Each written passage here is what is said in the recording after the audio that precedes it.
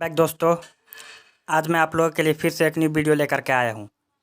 और इस वीडियो में मैं आप लोगों को बताऊंगा कि बिटकॉइन क्या होता है और बिटकॉइन को बनाने की ज़रूरत क्यों पड़ा। तो चलिए वीडियो स्टार्ट करते हैं। दोस्तों, बिटकॉइन एक प्रकार का वर्चुअल करेंसी होता है। इसे लोग डिजिटल करेंसी और क्रिप्टो करेंसी के नाम से भी जानते हैं।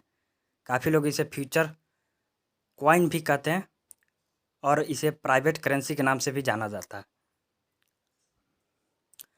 तो अब बात आता है कि वर्चुअल करेंसी क्या होता है। तो वर्चुअल करेंसी जो होता है वो रियल करेंसी से थोड़ा डिफरेंस होता है। जो करेंसी आप इस्तेमाल करते हैं, जो करेंसी जैसे कोई भी कंट्री का आप करेंसी ले लो, जैसे इंडिया का करेंसी होता है, जो नेशनल करेंसी है वो है रुपीज़। और अगर अमेरिका के करेंसी की बात करें तो वो होता है यूनाइटेड स्टेट डॉलर। कहने का मतलब कि यूएसडी। ठीक है, उसी तरह से कुवैत का होता है करेंसी केडी, कुवैती दिनार। उसी तरह से अलग अलग कंट्री का अलग अलग करेंसी होता है, जिसे उस कंट्री के जो गवर्नमेंट होता है वो डायरेक्ट कंट्रोल करता है।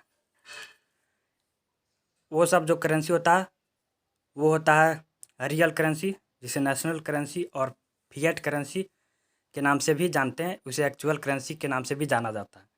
लेकिन ये जो वर्चुअल करेंसी है वो थोड़ा डिफरेंट है उससे। वो ऐसा इसलिए क्योंकि इससे टोटली आप डिजिटल फॉर्म में इस्तेमाल कर सकते हैं, फिजिकल फॉर्म में इस्तेमाल नहीं कर सकते। ऐसा इसलिए क्योंकि अगर आप सोचोगे कि बिटकॉइन को आप अपने हाथ में रख सकते हैं तो ऐसा नहीं हो सकता है। अगर आप इसे सोचते हैं कि आप अपने पॉकेट में इसे रख सकते हैं तो ये भी पॉसिबल नहीं है। अगर आप इसे सोच रहे हैं कि आप अपनी किताब में या फिर नोटबुक में जिस तरह से आप 500 का नोट रखते हैं या 2000 का नोट रख देते हैं, या आप अपने अलमारी में या फिर पर्स में पैसे रखते हैं, उस तरह से आप बिटकॉइन को नहीं रख सकते हैं। बिटकॉइन को रखने के लिए हमेशा आपको एक वॉलेट की ज़रूरत पड़ता है, जो होता है डिजिटल वॉलेट, जिसे क्रिप्टो वॉलेट भी कहा जाता है। क्रिप्टो करेंसी स्टोर करने के लिए वैसे वॉलेट का इस्तेमाल किया जाता है। इन करेंसी को आप उन करेंसी के जैसा इस्तेमाल कर सकते हैं जो करेंसी आप जनरली, जो भी करेंसी आप इस्तेमाल करते हो उसे जिस तरह से आप डिजिटल फॉर्म में इस्तेमाल करते हैं, यानी कि भीम यूपीआई में अगर आप कोई पैसे रखें तो उसे आप जिस तरह से इस्तेमाल करते हैं सेम उसी तरह से आप इसका भी इस्तेमाल कर सकते हैं। उम्मीद करता हूँ कि आपको समझ में आ रहा होगा। अब बात करते हैं कि बिटकॉइन बनाने की ज़रूरत क्यों पड़ा। तो ऐसा इसलिए किया गया, अगर आज से लगभग 10 साल पहले की बात करें तो उस समय जो ट्रांजैक्शन फ़ी होता था वो काफ़ी ज़्यादा लगता था और इसमें काफ़ी ज़्यादा टाइम भी लग जाता था।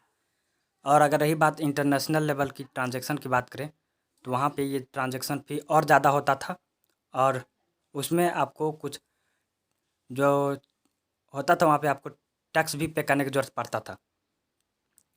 तो ये सब जो होता था वो काफ़ी ज़्यादा टाइम खींचता था। तो यहाँ पे इस बिटकॉइन को बनाने की ज़रूरत इसलिए पड़ा क्योंकि ये बहुत ही कम टाइम में इसका जो ट्रांजैक्शन है वो कंप्लीट हो जाता है और साथ ही आप इसका ट्रांजैक्शन विदेशों में कर सकते हैं। कहने का मतलब कि आप दुनिया में कहीं भी बिटकॉइन से बहुत ही फास्ट ट्रांजैक्शन कर सकते हैं। साथ ही ये बहुत ही कम टाइम में कंप्लीट हो जाता है और इसमें कोई भी लिमिटेशन नहीं लगता और इसे कोई कंट्रोल नहीं करता है। जैसे आपके जो करेंसी है इंडियन करेंसी, उसे गवर्नमेंट कंट्रोल करता है। कहने का मतलब कि उसे अगर आप ट्रांजैक्शन करते हैं तो वो ट्रांजैक्शन वेरीफाई होता है, उसके बाद वो ट्रांजैक्शन जो है वो दूसरे के वो जो अकाउंट है बैंक अकाउंट उसमें पहुंचता है। ठीक है, आपसे वेरीफाई होता है, आप ऑथराइज्ड करते हैं, फिर उसके बाद वो जो पेमेंट है वो बैंक द्वारा ऑथराइज होता है। फिर वो जो पेमेंट है वो जो जिसे आप भेज रहे हैं उसके अकाउंट में फिर वो पेमेंट लास्ट में पहुंचता है। तो ये काफ़ी लंबा प्रोसेस होता है, इसमें काफ़ी टाइम लगता है। लेकिन यही बात अगर बिटकॉइन की करें तो बिटकॉइन में जब आप पेमेंट करते हैं तो एक सेंडर होता है, एक रिसीवर होता है और बीच में उस पेमेंट को कंप्लीट करने वाला माइनर्स डिवाइस होते हैं जो उस पेमेंट को कंप्लीट करते हैं। बीच में इसे कंट्रोल करने वाला कोई नहीं होता है।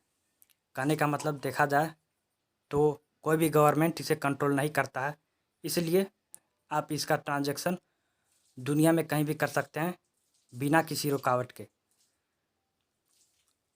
और ये सारा का सारा जो प्रोसेस है वो ब्लॉकचेन टेक्नोलॉजी पे डिपेंड करता है। और ये सारा का सारा जो प्रोसेस है वो डिसेंट्रलाइज्ड होता है। कहने का मतलब कि कोई भी गवर्नमेंट इसे कंट्रोल नहीं करता है। इसलिए बिटकॉइन को बनाने की ज़रूरत पड़ा, ताकि यहाँ पे टाइम भी कम लगे। और जो लिमिटेशन है, जो पेमेंट का लिमिटेशन होता है कि अगर आप पेमेंट करते हैं तो 5,000 10,000 कर सकते हैं, यहाँ पे कोई लिमिटेशन नहीं है। आप एक ही पेमेंट में बहुत ज़्यादा मतलब पैसे भेज सकते हैं। कहने का मतलब 1 लाख 2 लाख 3 लाख डायरेक्ट भेज सकते हैं आप। यहाँ तक कि 25 लाख 30 लाख भी आप भेज सकते हैं, कोई लिमिटेशन नहीं है। एक ही पेमेंट में आप बहुत ज़्यादा अमाउंट भेज सकते हैं।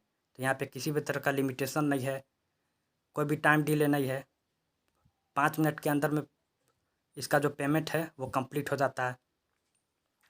और इसमें किसी भी तरह के कंट्री का रिस्ट्रिक्शन नहीं है, किसी भी तरह का गवर्नमेंट इस करेंसी को कंट्रोल नहीं करता है, जिससे कि आपकी जो पेमेंट है उसमें टाइम लगे। तो उम्मीद करता हूँ कि आपको समझ में आ गया होगा कि बिटकॉइन क्या होता है और बिटकॉइन के बनाने की ज़रूरत क्यों पड़ा। तो उम्मीद करता हूँ कि ये वीडियो पसंद आया होगा, आप लाइक भी करेंगे और आप मेरे इस चैनल को सब्सक्राइब करेंगे और बेल आइकन प्रेस करेंगे। Thanks for watching my video.